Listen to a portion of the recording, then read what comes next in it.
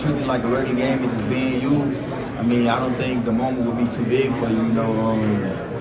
Just because you've been in Super Bowl before, I mean, you can kind of get relaxed at the same time, think you know it all a little bit. So you just got to go in there that week of preparation and work hard that whole entire week, and I think you'll be fine in the game. Debo just said over there that he never gets nervous. Do you get nervous at all? Do I get nervous at all? In a game, a big game, or any emotions at pregame? Yeah, sometimes I have a little nerves. I mean, I feel like if you love it and you care about it a lot, you kind of nervous a little bit because you don't want to let your teammates down or you don't want to let the guy next to you down. So, I mean, obviously they'll create a little nerves in you. Like, I throw it before every game, you know what I'm saying? So, I mean, I have a little nerves going through me, but once I get on the field, you know what I'm saying, dab it over my brother's head with a couple people, get a couple slaps in the chest, I mean, I'll be pretty fine. Charvarius, you called your shot towards the end of the year. You said once I start getting these interceptions, and then literally the next game you got 2 picks. Yeah. How did you know your time was coming in that regard? Kind of like a manifestation, speaking into existence, visualizing, but also working on it at the same time. I just wasn't saying I was gonna do it. I was working at it in practice, before practice, after practice, working on catching the ball, working on being in the right spots to make plays, and once my opportunity came, the Arizona game, I made those plays. So I mean, I'm continuing to realize visual. Hey, I can't talk right now. You know what I'm trying to say. Yes, I'm gonna do that for the rest of my life. You know what I'm saying? Just visualize, myself doing well. What's some of the important stuff you've had to tell the rookie Ji'Ayir Brown? He's filling in for an All-Pro, so he's in a tough spot. So what's some of the best? I feel like Ted came in a very confident. He like a grown man rookie, you know what I'm saying? He not like a young, immature, quiet, laid back, just going through the motion rookie. He a hard working rookie. He confident in himself, you know what I'm saying? I feel like he definitely gonna be a captain in his future. He a leader already, so I mean Tig pretty confident, man. So he a baller at the same time. So I didn't have to really give him much advice. So I just try to go hard and make plays so he can try to follow that same trend. You know what I mean? What do you think his best attributes are on the back end? Just his energy, man. And I mean, obviously he got a bunch of different skill sets, and he can do a bunch of different things on the field. But I mean, he'll hit you. Like, he's not scared of contact, super physical.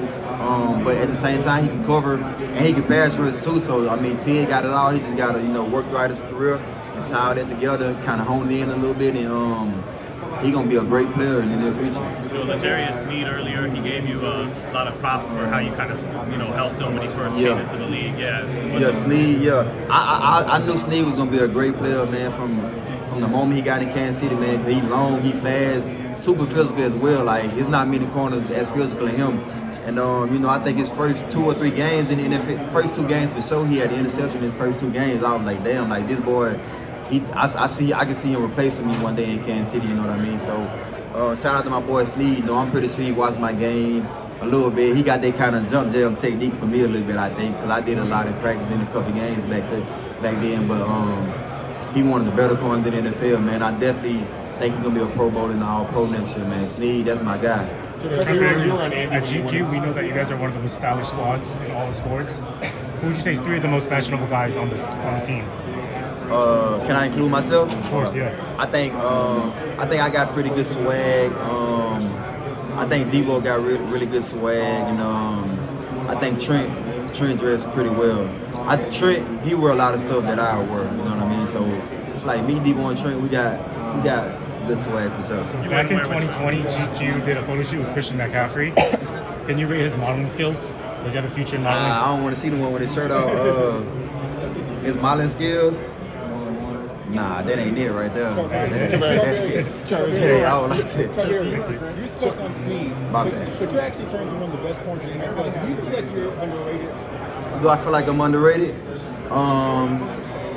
Not really, man. I think I get pretty good recognition. I got pretty good recognition this season, man. I was voted to the Pro Bowl, and second team All-Pro. I feel like I should have been first team All-Pro though, 100% based off my numbers. But to get that recognition, man, you gotta just let your play do the talking, man. Like, you gotta be so good that they can't ignore you. You know what I'm saying? So that's what I'm gonna try to do. Start this Sunday, be better than I ever been. Start this Sunday. Extra incentives to be your old team in Kansas City? Nah, man, I wouldn't put it like that, man. I'm just trying to win this Super Bowl. Will help win this Super Bowl for the 49ers, man. I love the Kansas City Chiefs. I love their organization. I love my 4 years in Kansas City. I didn't want to leave, to be honest, man. But I mean, it's a business. I know how I go, and I'm thankful for my time in Kansas City. But this is about the 49ers now. For me personally. Charvarius, you were around Andy when he won his first